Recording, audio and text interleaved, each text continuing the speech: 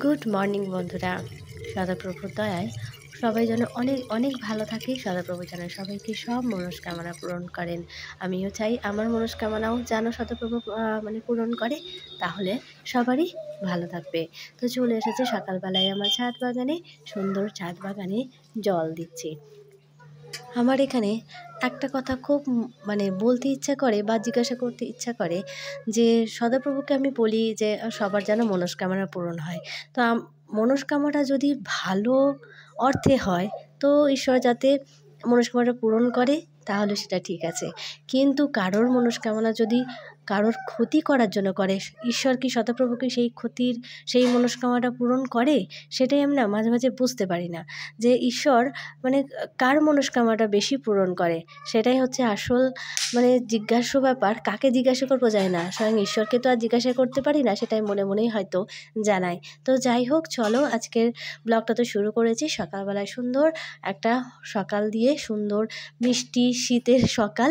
শীত বেশ মোটামুটি পড়েছে। তো গায়ে কাজ করতে করতে গায়ে আর দেওয়া হয়নি, গা গরম হয়ে যায়। এই ওপর নিচ, একবার নিচে একবার উপরে, এই করতে করতে না গা গরম হয়ে যায়। তো এদিকটায় মামাকে ব্রাশ দিয়ে নিয়েছি, তো ওকে ব্রাশ করিয়ে দিয়ে ওর দুধটা গরম করে দিয়েছি, দিয়ে আবার একটু ছাদে এলাম।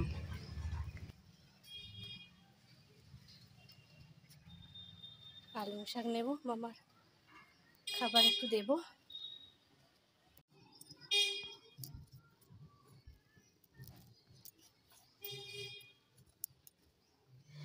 হাতের কাছে এরকম সুন্দর পালক শাক থাকলে আর তো কোনো কথাই নেই। যখন ইচ্ছা হয় তখনই চলে আসি, একটু যেটুকু দরকার সেটুকুই তুলে নিয়ে চলে যাই। আর বাজারের হলে নিয়ে এলাম, সেটা দুদিনেই হয়তো শেষ করে দিতে হবে, না হলে একদম শুকিয়ে যাবে, আর বেশি দিন ব্যবহার করা যায় না। তো সেই জন্যই লাগানো। তো আমি যখনই দরকার হয় এখান থেকে নিয়ে নিই। এরকম হাতের কাছে থাকলে বেশ সুবিধা হয়। হয়তো খুব বাজারের মতো বড় বড় নয়, আর ওগুলো বেশিরভাগ সার ব্যবহার করা হয়, আর আমারটা বিনা সারে। মামা শোবে, চলো শুয়ে পড়ো, চলো শোন। দুষ্টু করতে নেই, সারাক্ষণটা দুষ্টু দুষ্টু দুষ্টু দুষ্টু, সারাক্ষণটা দুষ্টু। চলো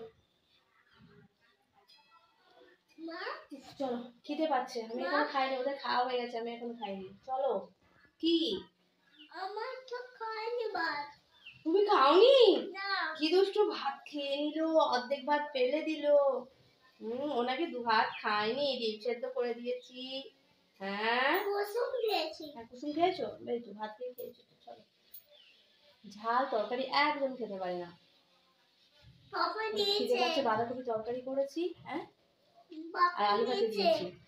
দেবো বললাম, শুধু ওর জন্য দিয়েছি, আমরা দিইনি। বাবুর বলছে পেটটা কনকন করছে, কালকে ফুলকপি খাওয়ার জন্য। হ্যাঁ আমার পাপাটা, হ্যাঁ ফুলকপি খাওয়ার জন্য একটু গ্যাস মতন হয়েছে, অন্য গুলা ডিম খাবো না আজকে। চিংড়ি হচ্ছে এখানে, তাই দুটো খুলে দিয়েছিলাম, কেমন যেন লাগছিল, কুচি কুচি ওটা করে নিচ্ছে। হ্যাঁ সকালে কি রান্না করে খাওয়া হয়ে গেল, এখন জিজ্ঞাসা করছে কি রান্না করেছো। বেশ চলো দেখাচ্ছি, চলো। হ্যাঁ হ্যাঁ, মামার জন্য আরও একবার রান্নাটা শেয়ার করলাম। এই যে আলু ভাতে দিয়েছি আর বাঁধাকপির তরকারি, এই হচ্ছে আজকে রান্না। এখানে বেশ সুন্দর রোদ আসে, ভিজে জামা কাপড় এখানে দিয়েছি, ছাদে মেলার দড়ি নাই। যেহেতু মামার পরীক্ষা রয়েছে, তো বিকাল বিকাল একদম পড়িয়ে নিয়েছি, নিয়ে দেখেছো পড়বে না লিখবে না, শুয়ে পড়েছে।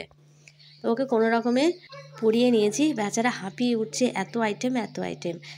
পরীক্ষা কি বলবো। এদিকে চলে এসেছি আবার ছাদের মধ্যে, দুবেলায় আমার ছাদেই ছুটির দিন থাকলে আমার ছাদটা আসতেই হয়, বেশ ভালো লাগে। আর এদিকে দেখো হনুমানের কাণ্ড দেখো, আমার গাছের আর কোনোটাই করেনি, শুধুমাত্র আমার এই গোলাপ গাছের কচি কচি পাতাগুলো খেয়েছে, আর আমার বেলি ফুলের গাছে এই পাতাগুলো প্রত্যেকবারে যখনই আসে তখনই খেয়ে যায়, আর অন্যগুলো খুব একটা খায়নি।